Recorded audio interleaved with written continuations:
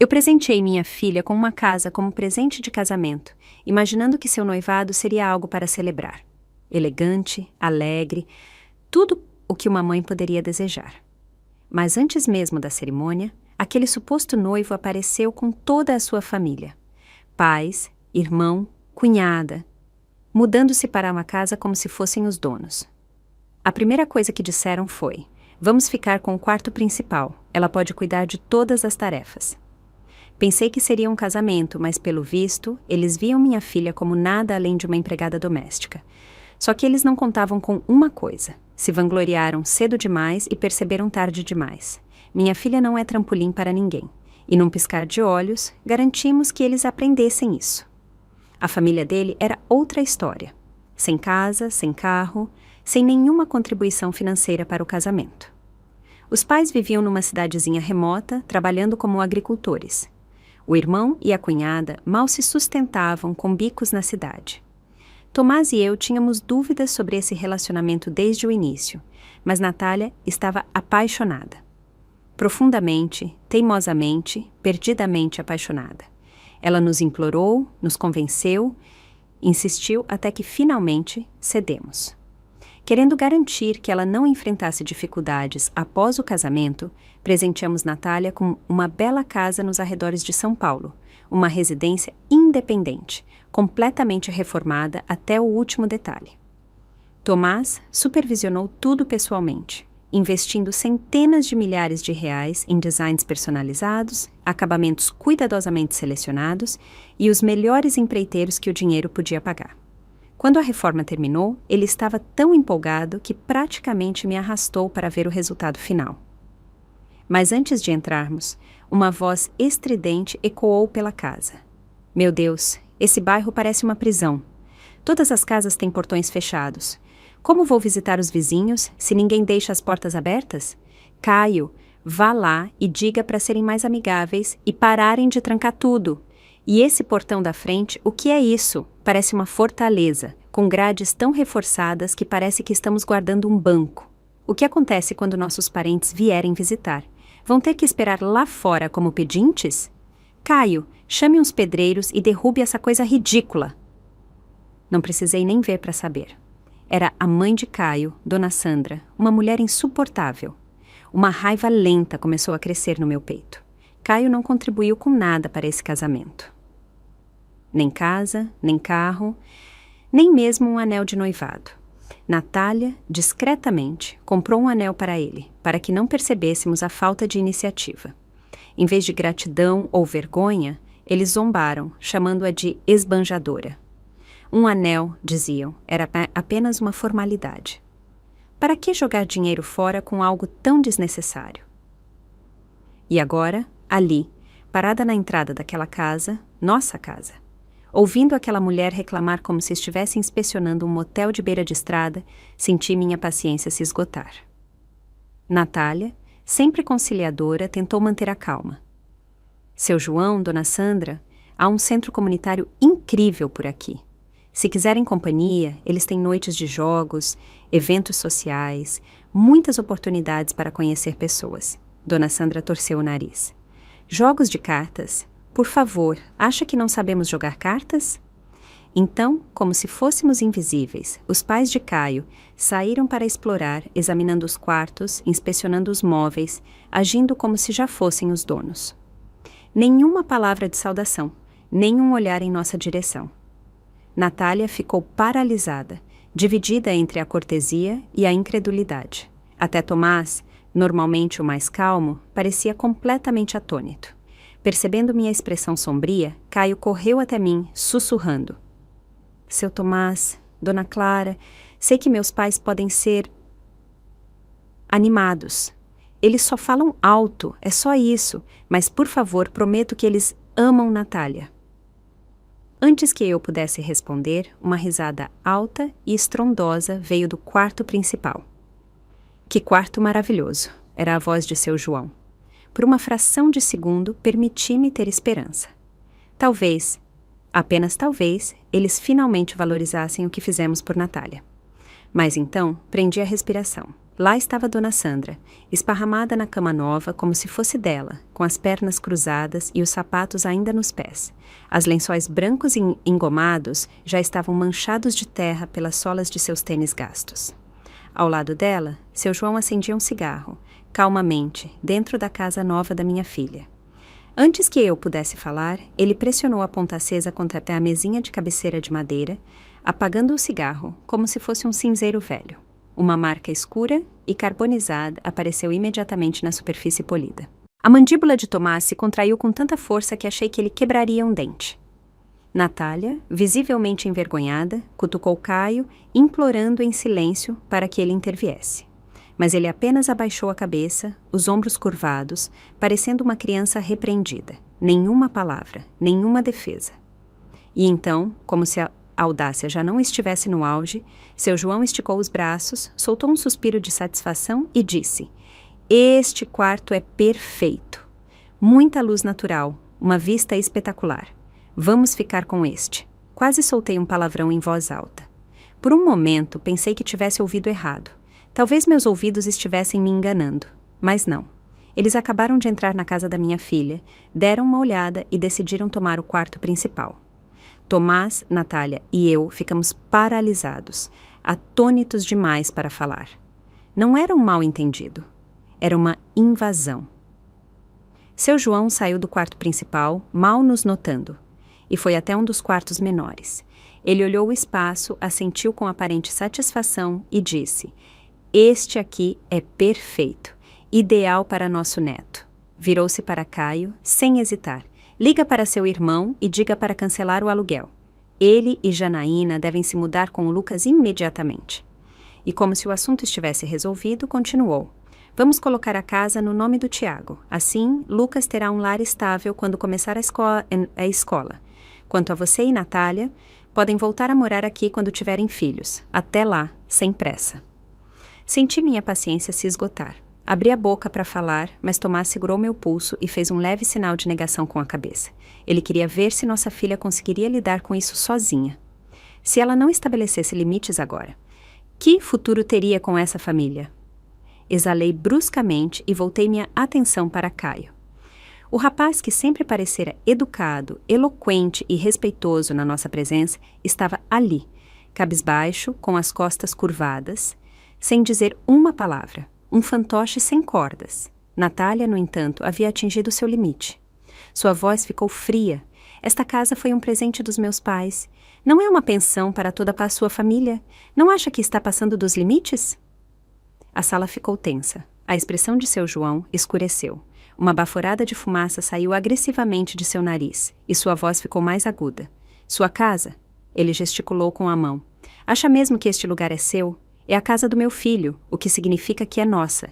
E você tem a ousadia de falar assim com seu futuro sogro antes mesmo de se casar? O que pretende fazer? Nos expulsar quando tiver um anel no dedo?" Ele deixou o olhar percorrer a sala e zombou. "O Tiago continua gastando com aluguel todo mês. Esta casa é enorme. É uma pena desperdiçar tanto espaço. Por que eles não deveriam se mudar?" Dona Sandra interveio imediatamente, com a voz cada vez mais aguda. "Eu entendo, de verdade, é a sua casa de casamento. Mas, francamente, não é um pouco ridículo 2 pessoas morando numa mansão dessas?" Ela apontou para o quarto menor. "Qual é o problema se o Lucas ficar aqui? Vocês nem têm filhos ainda. Por que deixar um quarto tão perfeito vazio?" E como se fosse um grande ato de generosidade, acrescentou: "Não queremos tirar vantagem de você, querida. Só não queremos que eles passem por dificuldades sozinhos. Viemos ajudar, apoiar, você deveria estar agradecida." E então, como se percebesse o quanto nossas expressões haviam ficado gélidas, ela voltou sua atenção para Natália e sorriu. "Além disso, você está prestes a ser minha nora. É justo que cuide de nós, cozinhar, limpar. Você é responsável por nos manter confortáveis. Não ouse ficar de preguiça só porque é a noiva." Meus dedos se fecharam em punhos. As mãos de Natália tremiam ao lado do corpo. Sua respiração era rápida, ofegante. E ainda assim, Dona Sandra não terminou. "Francamente, olhando para você, dá para ver que não é lá uma grande dona de casa. Por que não poupa o trabalho e pede ao seu pai para contratar uma empregada para nos cuidar? O corpo de Natália enrijeceu. Lágrimas brotaram em seus olhos, mas, em vez de caírem, elas ardiam, furiosas. E então, finalmente, ela explodiu. Se querem uma casa na cidade, se querem que cuidem de vocês, paguem por isso. Seu João ficou boquiaberto. Essa é a mulher com quem você vai se casar? Fala como se fôssemos mendigos. Desde quando o dinheiro da sua família é mais importante que o nosso? Um casamento é para compartilhar tudo. Ela não entende isso? O rosto de Caio empalideceu. Sua voz soou alarmada. Natália, você não pode dizer essas coisas. Peça desculpas aos meus pais. O olhar afiado de Natália se voltou para ele, sua voz fria como aço. Caio, se você realmente acredita nisso, pegue seus pais e saia da minha casa. Meus pais compraram isso para mim, não para você, nem para eles. A mão de Caio se estendeu, segurando o pulso dela. Natália, vamos lá. Você sempre faz esses escândalos, e eu sempre deixo passar, mas não poderia mostrar um pouco de respeito aos meus pais? Natália puxou o braço com força, dando-lhes as costas completamente. Dona Sandra soltou uma risada amarga. Você deveria estar agradecida por se casar com um homem como Caio. Acha que é boa demais para nós? Olhe para você, egoísta, mimada, uma completa falta de respeito. Francamente, não acho que você seja boa o suficiente nem para o meu filho. Ela se virou para Caio, com os olhos faiscando. Está vendo? Agora ela nos menospreza, como toda essa gente da cidade. Natália a encarou, sua voz firme. Nem nos casamos ainda, e vocês já estão tentando tomar o que não lhes pertence. Isso não é família, isso é ganância. Caio passou a mão pela testa, o rosto tenso. Natália, isso foi muito fora da curva. Você precisa se desculpar. Seu João deu um passo à frente, exalando fumaça em nossa direção. Sua mirada caiu sobre Tomás e mim com uma voz zombeteira. Tomás, tenho que perguntar, como exatamente você criou sua filha? Porque vejo uma séria falta de disciplina aqui. Não tem respeito, nem humildade. É exaustivo ouvir minha casa, o tempo todo. Ele deu outra tragada no cigarro e exalou lentamente. Não estaria menosprezando os caipiras, estaria? Ele estreitou os olhos, acrescentando quase com preguiça. Sabe, o Caio não se tornou assim sozinho. Teve que ser disciplinado quando criança. Amor firme, uma criação de verdade. Por isso ele é educado, trabalhador, humilde, por isso ele tem futuro na cidade. Ele sorriu, um sorriso cortante, sem humor. Quando sua filha se casar conosco, também vai aprender qual é o lugar dela. Caio vai ensiná-la a se comportar. Ele vai garantir isso. Caio ficou congelado ao lado dele, em silêncio. E então assentiu. Um movimento pequeno, quase imperceptível, mas eu vi. Todos vimos. E naquele momento, algo nos olhos de Natália mudou. Tomás olhou para o Silva, completamente atônito. Em todos os seus anos, nunca conhecera uma família tão descarada, tão sem vergonha. Eu não aguentei mais. A raiva subiu à minha cabeça e deixei-a explodir. Como criamos nossa filha não é da sua conta, e você tem a ousadia de nos dar sermões? Avancei, minha voz firme. Você não conseguiu pagar 1 centavo pelo casamento. Não tem casa, não tem carro, não contribuiu com absolutamente nada para esse noivado. E agora tem a coragem de agir como se esta casa fosse sua? Olhei para Caio com raiva. Seu filho, o que ele traz exatamente além de obediência? Ele depende de nós para tudo. Então me diga, de onde vem o direito de exigir? Os Silva ficaram parados, momentaneamente atordoados, como se ninguém nunca tivesse ousado colocá-los em seu lugar. Então, após um instante, seu João perdeu a compostura. Chega! Já terminou de falar? E daí se não temos dinheiro? Sua filha não foi exatamente difícil de conquistar, foi? Praticamente se jogou nos braços do Caio. Seu tom ficou zombeteiro, seu sorriso afiado e mesquinho. Acha que não sabemos por quê? Ela já passou do auge. Se ela realmente valesse alguma coisa, você não precisaria subornar um homem para se casar com ela com uma casa e presentes. Vamos ser honestos. Você sabia que ela não tinha opções melhores. O corpo de Natália enrijeceu. Suas mãos se fecharam em punhos. Seu peito subia e descia com respirações rápidas. Eu sabia o que ela estava pensando. Durante anos, ela lidou com a insegurança de Caio. Nunca ostentou a riqueza de nossa família, nunca comprou itens de luxo na frente dele. Cada jantar, cada encontro, cada ida ao cinema, ela pagava, fingindo que não era nada. E ainda assim, ali estavam eles, transformando sua bondade em desespero. Natália respirou fundo, trêmula, e então sua voz ecoou na sala, calma e firme. Mamãe, papai, não vou me casar com ele. Tomás e eu nos viramos para ela. Seu olhar era claro, sua voz decidida. Estou falando sério. Ela olhou para Caio, depois para nós. Vocês estavam certos. Viemos de mundos completamente diferentes, e isso nunca daria certo. Sabia que não era uma decisão impulsiva. Ela viu a verdade real, não a ilusão de amor a qual se agarrara. Nós também sentimos isso, como a relação entre eles se deteriorava há meses. Mas hoje, aquele momento foi a gota d'água. Dona Sandra não estava disposta a se render. Soltou uma risada fria. Por favor, não banque a vítima. Mesmo que cancele o casamento, meu filho nunca mais vai te querer, Natália. Ela nem olhou para Dona Sandra. Virou-se para Caio, com a voz áspera como gelo. Pegue seus pais e saia. Acabou. Caio entrou em pânico, segurando o pulso dela. Nath, vamos lá. Não faça isso. Não seja tão teimosa. Ela puxou o braço como se o toque dele a queimasse. Não me toque. Seu João soltou uma risada debochada. Olhe para você, Caio. Patético. Ela nem é sua esposa ainda, e você não consegue controlá-la. Se deixar isso passar, ela vai te pisar pelo resto da vida. Sua voz ficou zombeteira. Você é homem ou o quê? E isso foi o estopim. Perdi as palavras. Peguei o copo sobre a mesa e o joguei no chão com força.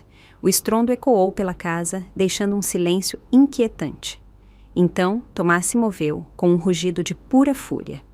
Ele avançou e deu um soco sólido no rosto de seu João. O golpe fez seu João cambalear para trás, batendo na parede antes de desabar no chão, engasgando com a própria respiração. Um hematoma vermelho, escuro, já cobria sua bochecha. Dona Sandra gritou. Você está louco! Isso é agressão! Tomás ficou de pé ao lado dele, com a voz baixa e ameaçadora. Diga mais uma palavra e você não sai desta casa. Caio ficou paralisado, o rosto pálido como um fantasma.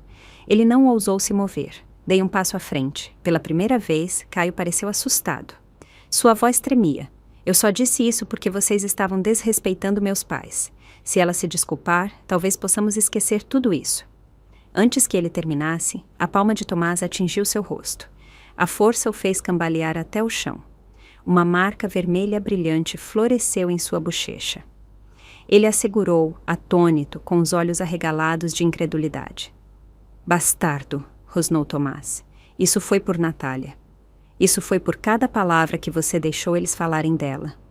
Caio cambaleou para trás, respirando ofegante, com o ar de um rato encurralado.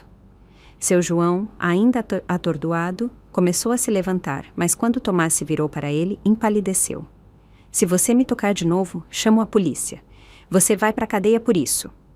Tomás o agarrou pelo colarinho, levantando-o completamente do chão. Cale a boca! Seu João se debateu, suas pernas chutando sem controle, os sapatos caindo. Me solta, seu psicopata! Tomás se aproximou com a voz cortante. Agora te vejo como você é. Mesmo que Natália quisesse se casar com alguém da sua família, eu nunca permitiria. Seu João tremia, sua bravata completamente destruída. Tomás apertou mais forte. Minha filha é inteligente, linda e capaz. Ela não precisa do seu filho. Na verdade, ela é boa demais para ele. Sua voz baixou perigosa. Você não conseguiu pagar um casamento, não conseguiu comprar uma casa e no momento em que entrou aqui, nos desrespeitou. Deixou sujeira nos nossos pisos, fumou nos nossos quartos e agiu como se nós devêssemos algo a você. Então, deixa eu esclarecer. Ele empurrou seu João para trás, deixando-o cair no chão como um trapo descartado. Não vamos te dar nada. Agora saia da minha casa. Seu João, trêmulo, assentiu. Tomás jogou o sapato dele. Pegue isso e vá. Ele se levantou de um salto, quase tropeçando em si mesmo, enquanto corria para a porta. Cruzei os braços, sorrindo com satisfação. Olha só, fugiu e deixou a esposa e o filho para trás. Dona Sandra, ainda atordoada, agarrou o braço de Caio e o arrastou para a saída. Na porta, ela não resistiu a uma última alfinetada. Você vai se arrepender disso. Caio poderia ter qualquer mulher que quisesse. As garotas fariam fila por ele. Sua filha vai acabar sozinha. Dei um passo à frente. e ela saiu correndo. Enquanto desciam as escadas apressados, um deles deve ter tropeçado, porque os 3 caíram rolando pelos degraus, agitando braços e pernas. Os barulhos ecoaram na entrada. Tomás suspirou, balançando a cabeça enquanto os observava gemendo no chão. Eles mereceram. Pensei que, uma vez que Natália terminasse com Caio, ela finalmente se livraria das absurdidades daquela família e seguiria em frente. Mas claramente subestimei até onde eles estavam dispostos a ir. Naquela noite, quando Natália chegou do trabalho, estava visivelmente abalada. Não disse uma palavra, apenas entrou e deixou a bolsa com um suspiro profundo. Franzi o senho. O que houve? Sem dizer nada, ela me entregou o celular. Caio a havia contatado por e-mail.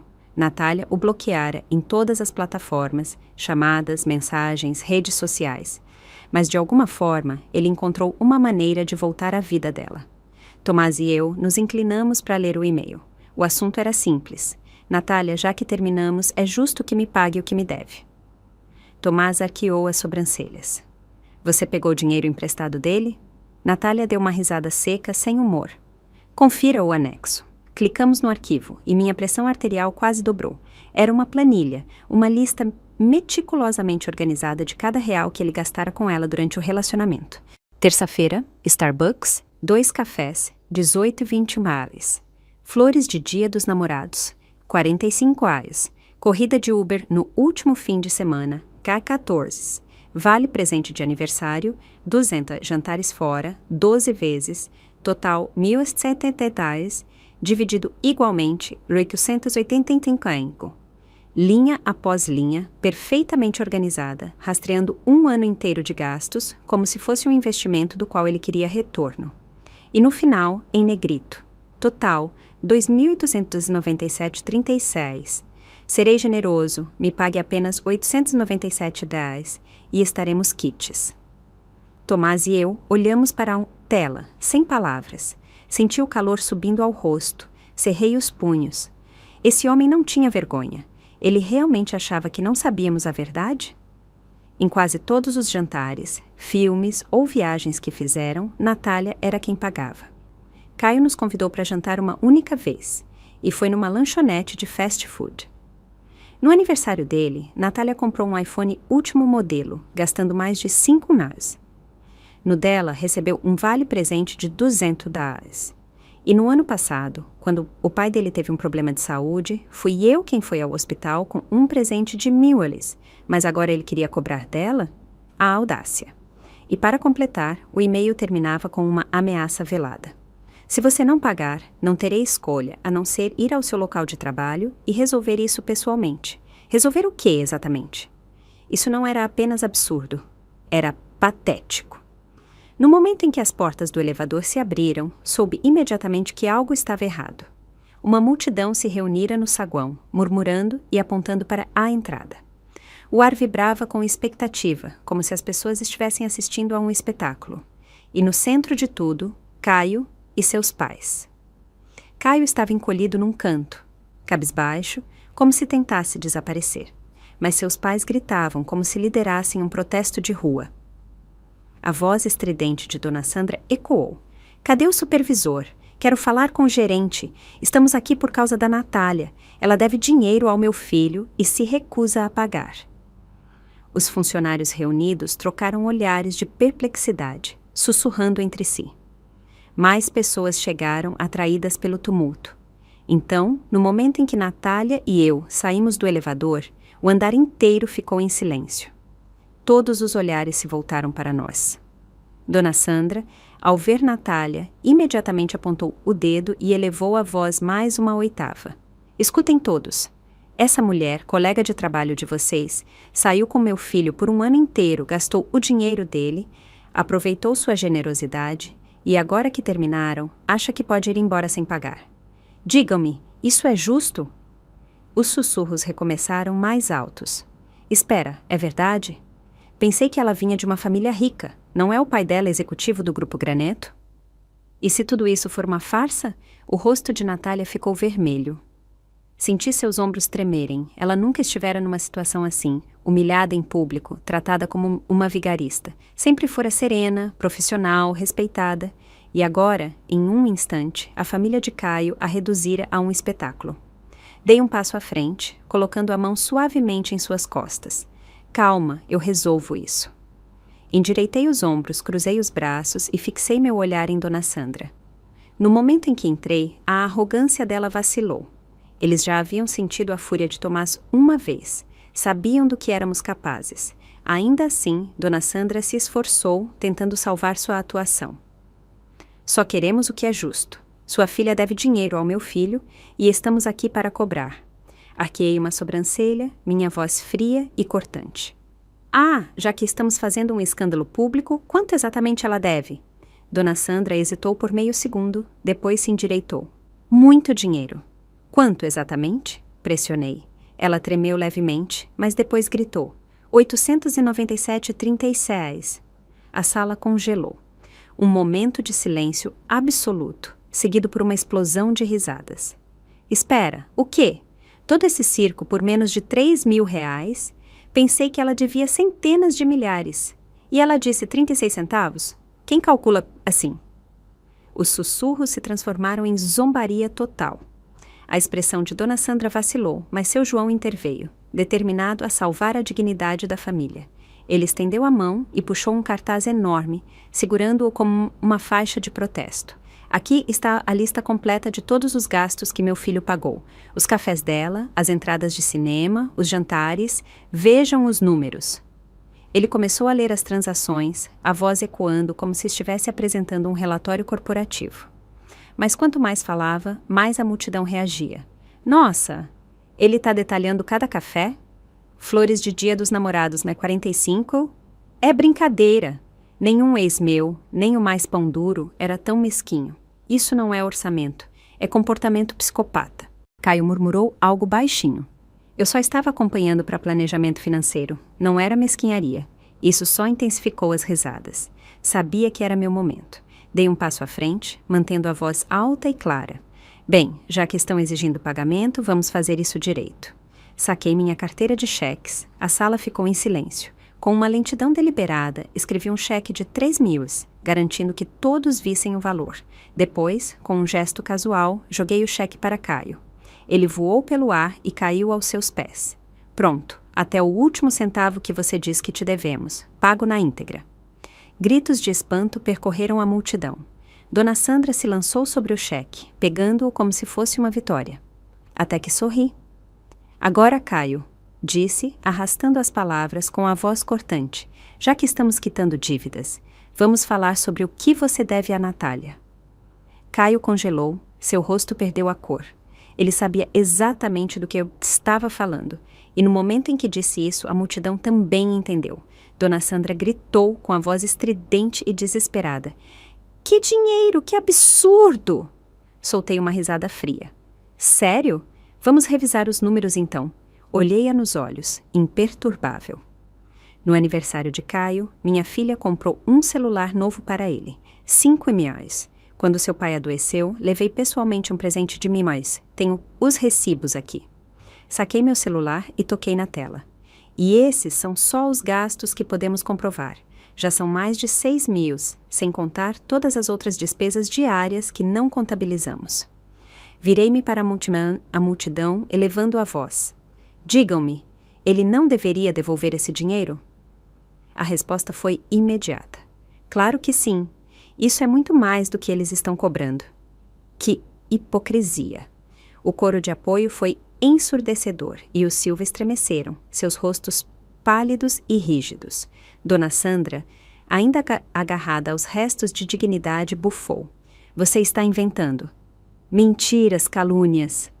Foi então que Natália finalmente deu um passo à frente. Sua paciência havia acabado. Se você não quer reconhecer a verdade, tudo bem. Vamos levar isso a outro nível. Sua voz era firme e afiada. Ela se virou para Caio. Que tal irmos ao seu escritório? Pararmos na frente da sua empresa e exibirmos isso para seus colegas verem? Você gostaria disso, Caio? O rosto dele ficou branco no mesmo instante. A empresa dele ficava apenas 2 andares acima da nossa. Não havia escapatória. O rosto de Dona Sandra se contorceu de fúria. Sua ingrata. E então ela avançou, levantando a mão na direção do rosto de Natália. Desta vez, eu estava pronta. No momento em que ela se moveu, dei um passo à frente, colocando-me entre elas. Minha voz era baixa, calma e firme. É melhor você abaixar essa mão. Um silêncio gelado tomou conta da sala. O braço de Dona Sandra ficou paralisado no ar, seu rosto rígido e atônito. Não pisquei, não hesitei. Apenas a encarei. E então, lentamente, mudei meu olhar para Caio. Você veio aqui para fazer uma cena, mas tudo o que conseguiu foi destruir a pouca dignidade que ainda tinha. Caio olhou para o chão, em silêncio, derrotado. Respirei fundo e me virei para os funcionários reunidos, mas em vez de falar com eles, dirigi-me a Natália. Vamos! Levaremos isso à gerência da empresa dele e lidaremos com isso de forma profissional, sem gritos, sem ameaças, apenas ação. Sem dizer mais nada, nos viramos e caminhamos para o elevador. Não olhamos para trás. Não era necessário. O estrago já estava feito. O supervisor chegou rapidamente, sua expressão educada, mas confusa. Podem me dizer o que está acontecendo? Perguntou, olhando para nós e para a multidão crescente. Mostrei o e-mail de Caio, aquele que ele enviara com tanta ousadia exigindo dinheiro. Resumi a situação com calma. Não estamos aqui para discutir. Minha voz era firme e inabalável. Queremos apenas uma resolução justa. O supervisor leu o e-mail rapidamente, franzindo o senho ainda mais enquanto eu explicava. Então, uma assistente se aproximou e sussurrou algo em seu ouvido. Seus olhos se voltaram para mim e seu comportamento mudou quase instantaneamente. Desculpe-me, a senhora é Dona Clara, do Grupo Graneto? Assenti, oferecendo um sorriso sereno. Sou eu? Imediatamente, sua postura se endireitou, seu tom ficou formalmente cortês. Lamento profundamente que essa situação tenha chegado a esse ponto. Nossa empresa leva muito a sério o profissionalismo e a ética. Falarei com Caio em particular para tratar disso. Ele se virou para Caio, endurecendo o tom. Caio, estou realmente decepcionado. Manter registros detalhados de gastos pessoais, exigir reembolso após um término e causar tumulto público na frente do escritório de outra empresa, isso é completamente inadequado. O rosto de Caio empalideceu. Ele abriu a boca, procurando uma desculpa. Eu não pensei que se tornaria isso, só... O supervisor o interrompeu. Você não apenas se envergonhou, como também prejudicou a imagem desta empresa. Isso será relatado ao RH. Caio se encolheu visivelmente, a cabeça baixa, as mãos se retorcendo. Agradecia ao supervisor com cortesia. Pronto. Virei-me para Natália. Vamos? Mas justo quando demos um passo, a voz estridente de Dona Sandra cortou o ar. Isso não acabou. Fiz uma pausa, então me virei lentamente, encarando-a com um olhar calmo e firme. Não precisava dizer nada. Naquele momento, todos sabiam quem havia vencido. Algumas semanas se passaram e a vida pareceu voltar ao normal. Natália retomou sua rotina. Trabalho, cafés com amigos, aulas de yoga aos fins de semana. Ela parecia melhor, mais leve, sem o peso do estresse do passado.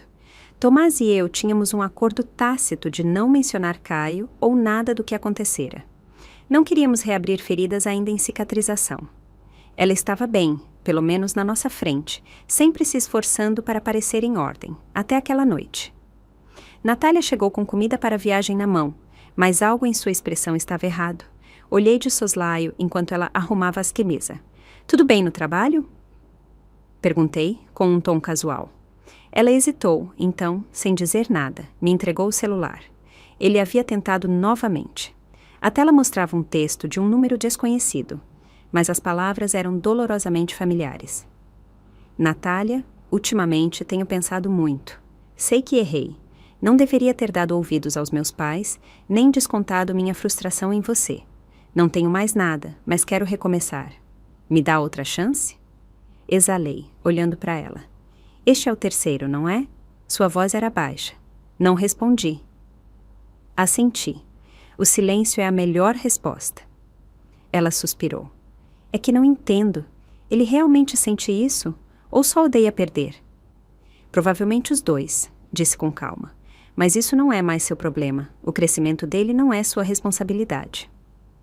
Ela olhou pela janela, em silêncio. Sabia que seu coração não vacilava. Não era amor. Era o hábito, o resquício emocional de investir tanto em alguém apenas para perceber que nunca valeu a pena. Dias depois, as coisas tomaram outro rumo. Naquela noite, Natália entrou com uma expressão diferente. Não tristeza, mas algo mais frio, mais afiado. Ela deixou o celular no balcão. Mamãe, olhe isso. Peguei o aparelho e meu estômago revirou. Era uma postagem em redes sociais. Uma mensagem anônima com uma foto borrada e clipes de vídeo cuidadosamente editados para criar uma narrativa falsa. O título era cruel. Uma verdadeira caça-fortunas. Extorquiu o ex, após o término, e se gabou da família rica. Acho que ela não é tão intocável assim. Uma raiva lenta se formou no meu peito. Precisamos adivinhar quem fez isso? Ela negou com a cabeça. Não posso rastrear a conta, mas olha meu conteúdo. Essas fotos, esses vídeos, tudo é do Caio. Ele se cortou das imagens, usou uma conta anônima, mas nós duas sabemos. Apertei a mandíbula. Então agora ele recorre a isso. Natália soltou um suspiro lento, o cansaço tomando conta. Eu só queria seguir em frente. Por que ele não me deixa? Peguei sua mão e a apertei com firmeza. Porque ele não está obcecado por você, mas pelo próprio ego. Ele não sabe seguir em frente, então só sabe puxar os outros para trás. Naquela mesma noite, entrei em contato com um velho amigo da faculdade, agora advogado numa firma renomada. Na manhã seguinte, emitimos um aviso legal exigindo a remoção do conteúdo difamatório anônimo, junto com uma solicitação para preservar as informações do autor para possíveis ações judiciais. Também abrimos uma queixa civil por assédio, garantindo um registro oficial das ações de Caio. Por enquanto, as coisas pareceram se acalmar, mas Caio não havia terminado. Uma semana depois, Natália recebeu um pacote pelo correio. Dentro havia uma carta manuscrita de Caio. O tom destilava arrependimento, culpa e nostalgia. Ele escreveu sobre o primeiro encontro deles, o sorriso dela, as noites em que ela cuidou do pai dele doente. Cada linha cuidadosamente elaborada para comovê-la. Mas as últimas frases revelaram a verdade. Não posso aceitar que você vá embora de vez. Você sabe que não me resta nada. Você era minha única luz. Se não voltar, não sei o que farei. Não era uma desculpa. Era chantagem emocional. Minha expressão escureceu ao ler as últimas palavras. Sem hesitar, liguei para nosso advogado e iniciamos o processo para uma ordem de restrição. Naquela tarde, Natália e eu fomos juntas ao fórum. Ela se sentou num banco, segurando a carta com tanta força que seus dedos ficaram brancos. Mamãe, sua voz era baixa e tensa. Sei que estou lidando bem com isso, mas por que ainda é tão exaustivo? Coloquei a mão em seu ombro. Você não está cansada, está se recuperando. E isso leva tempo, mas você está fazendo tudo certo. Ela exalou lentamente, encontrando meu olhar. Pela primeira vez, não havia hesitação em seus olhos. Não vou deixar ele me machucar de novo. Sorri. Essa é minha filha. Semanas depois, o tribunal aprovou oficialmente a ordem de restrição temporária, proibindo Caio de contatar ou se aproximar de Natália de qualquer forma. Também fornecemos todas as provas ao time jurídico da Graneto, garantindo que tudo ficasse registrado para o caso de problemas futuros. Dessa vez, não esperamos desculpas. Não demos a ele uma única chance de reaparecer em nossas vidas. Natália finalmente estava livre. Não era mais a garota que se calava pelas emoções dos outros. Não era mais a noiva que cedia, se desculpava ou tentava consertar alguém que se recusava a mudar. Ela havia entrado plenamente em sua própria vida e, sem perceber, começara a ultrapassar os limites que um dia se impusera. Mergulhou no trabalho, sem deixar as emoções a desviarem do foco. Em vez de hesitar, assumiu vários projetos ao mesmo tempo, mostrando sua capacidade de prosperar sob pressão. Ela sabia o que queria. E, mais importante, o que não precisava mais. Então veio a Conferência Empresarial Regional. A Graneto escolheu para representar a empresa num importante evento de networking do setor. Ela subiu ao palco com autoridade, entregando uma apresentação com segurança e precisão. O público, executivos, investidores, líderes do setor, ouviu, assentiu em aprovação e, ao final, vários representantes de empresas de todo o país se aproximaram, ansiosos para trocar cartões de visita e explorar colaborações futuras. Esse evento mudou, sutil, mas irreversivelmente, o curso de sua carreira e, com ela, sua vida. Num almoço informal de networking após a conferência, Natália conheceu Ítalo Pereira. Ítalo era um dos cofundadores da Costa Capital, formado pelo ITA e membro de uma conhecida família de empreendedores de Florianópolis. Mas, ao contrário da arrogância associada ao privilégio, ele era reflexivo, eloquente e sereno. A conversa deles foi breve, sem papos furados ou trocas intencionais de contatos. Apenas uma conversa natural e espontânea antes que ambos seguissem seus caminhos. Mas na semana seguinte, Natália recebeu uma carta manuscrita.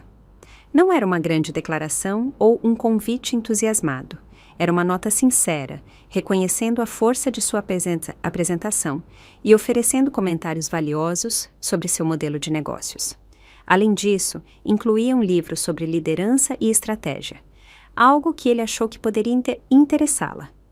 Natália ficou surpresa, até impressionada. Olhei a carta e sorri com ironia. Bem, pelo menos ele não mandou uma fatura depois do término. Natália riu baixinho, mas não respondeu. Ainda assim, havia algo diferente em sua expressão. Uma serenidade que não existia antes. Não houve romances repentinos ou avanços apressados.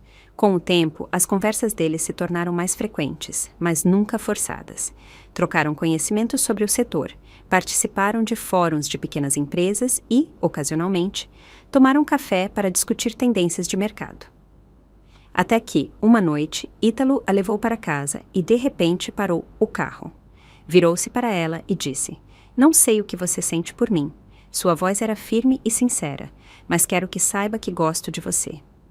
Não pelo seu trabalho, nem porque você é brilhante ou independente, mas porque, quando estou com você, sinto que a vida vale a pena ser vivida plenamente." Natália ficou paralisada por um instante.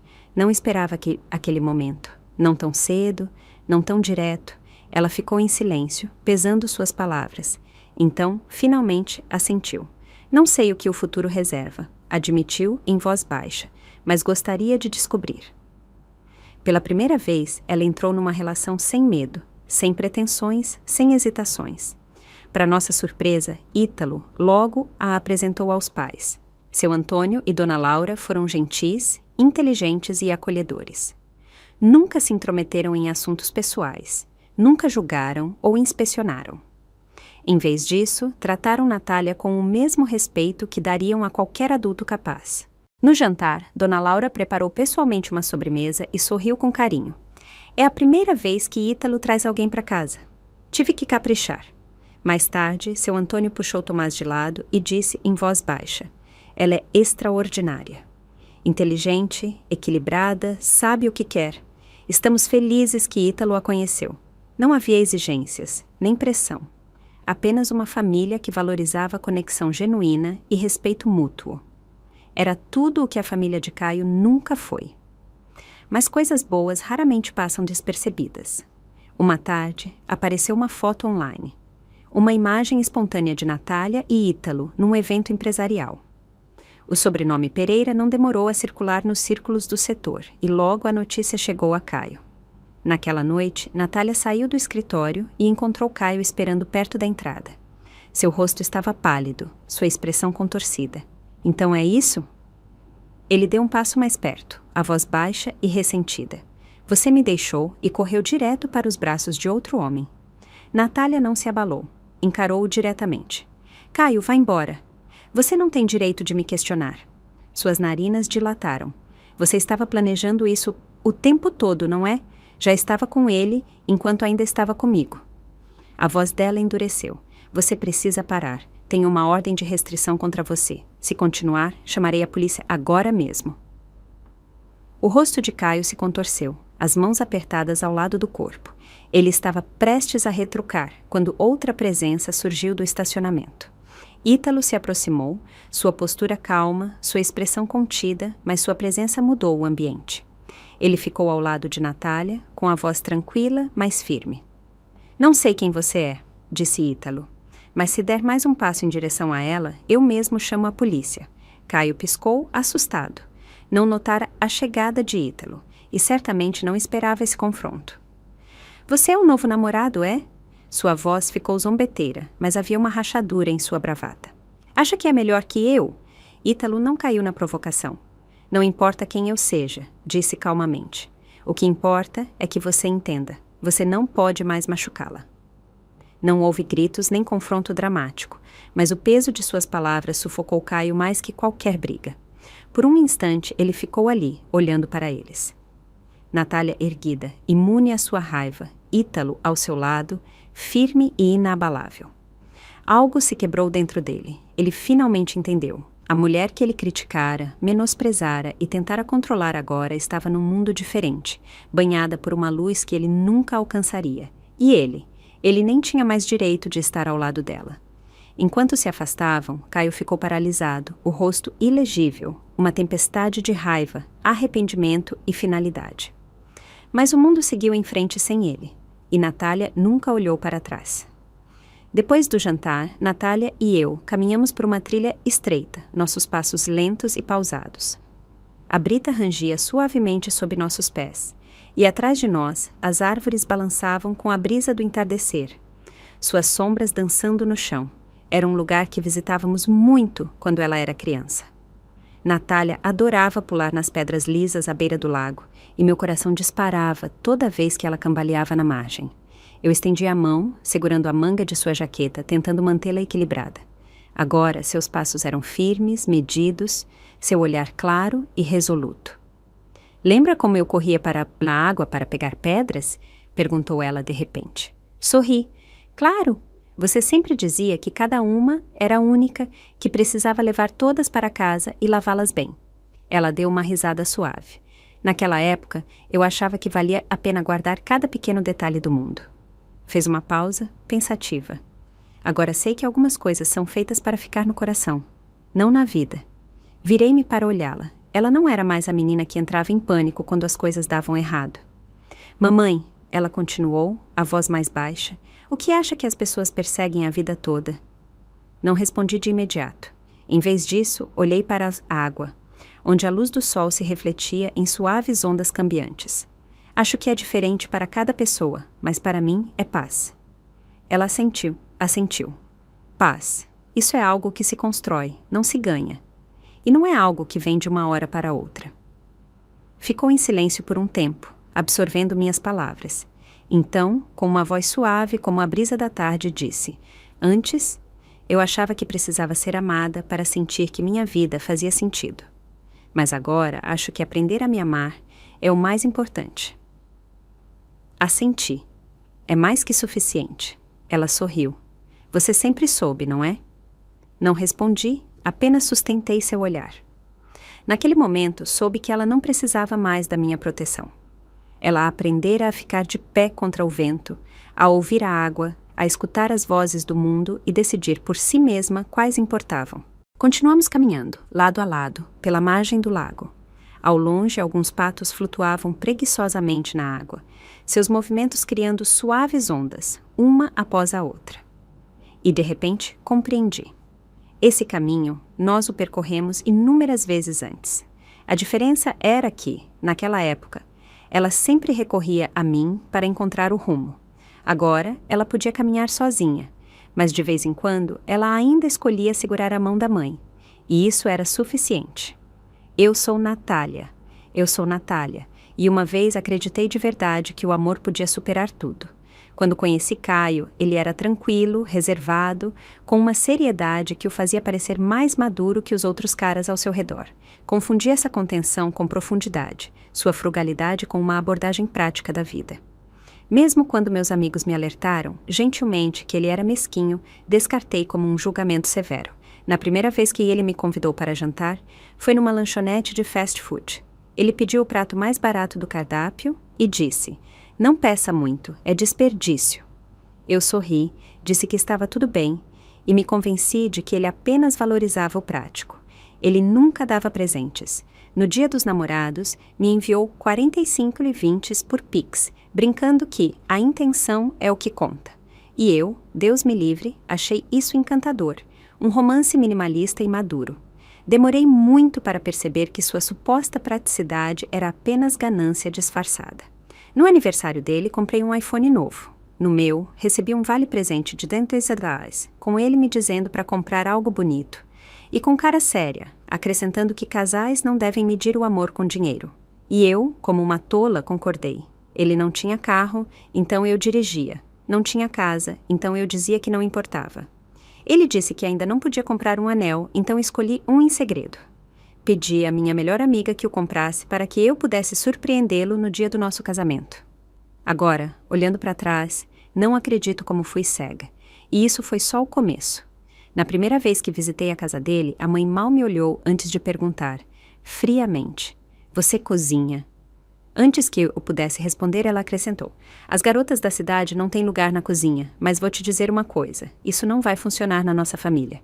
Eu ri, pensando que era uma brincadeira, e disse, "Sei cozinhar e adoraria aprender mais."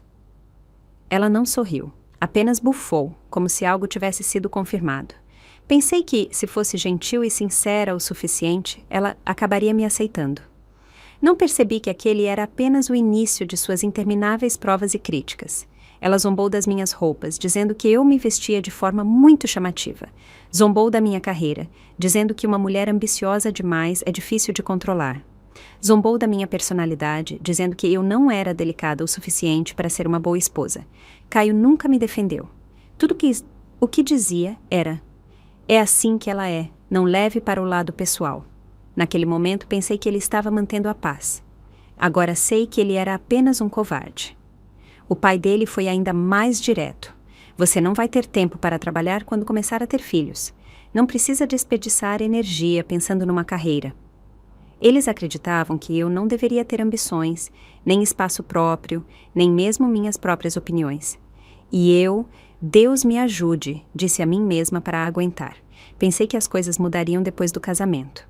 Mas o momento que me acordou foi a casa. Caio disse que não podia comprar uma, então sugeri que meus pais nos presenteassem com uma como parte do meu dote. Ele não hesitou, sorriu e correu para contar aos pais. Foi então que eles mostraram quem realmente eram.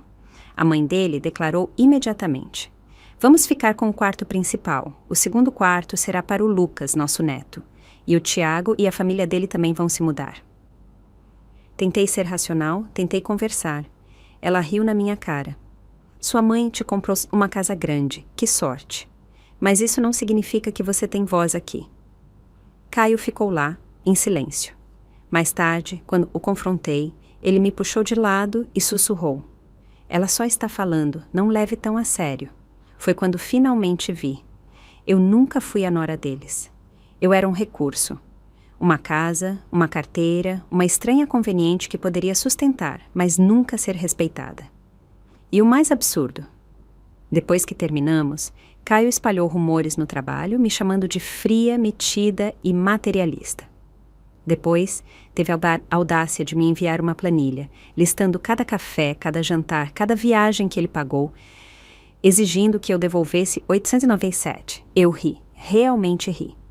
A mesma garota que comprou o próprio anel de noivado agora era chamada de caça-fortunas. Transferi o valor total, não porque eu devesse algo, mas porque queria fechar aquela porta para sempre. Depois disso, a vida dele desmoronou. Ele foi demitido do trabalho, a reputação da família foi abalada, cada currículo que enviava recebia silêncio. Diziam que ele parecia exausto, miserável, perdido. Não sei dizer, porque a essa altura eu já não me importava mais. Às vezes penso na garota que eu era, aquela que se calava por amor, que sacrificava seus limites, que continuava se convencendo a aguentar um pouco mais. Sim, dói lembrar dela, mas acima de tudo me sinto livre. Porque agora entendo, uma relação verdadeira não é sobre uma pessoa compensando constantemente os defeitos da outra. Eu nunca fui a salvadora dele, nunca fui o plano financeiro da família dele. Eu me afastei e vivi melhor. Ele foi consumido pela própria ganância, pelo próprio egoísmo. Essa é minha vingança mais silenciosa e digna. Sem gritar, sem conspirar, sem nem mesmo odiar. Apenas vivendo uma vida que ele nunca poderá tocar. Desta vez, não me curvo a ninguém. Desta vez, sigo em frente, apenas por mim. Se você gostou dessa história, pode se inscrever no canal e curtir esse vídeo. Você pode me apoiar enviando um super obrigado para ouvir mais histórias como essa. Até a próxima!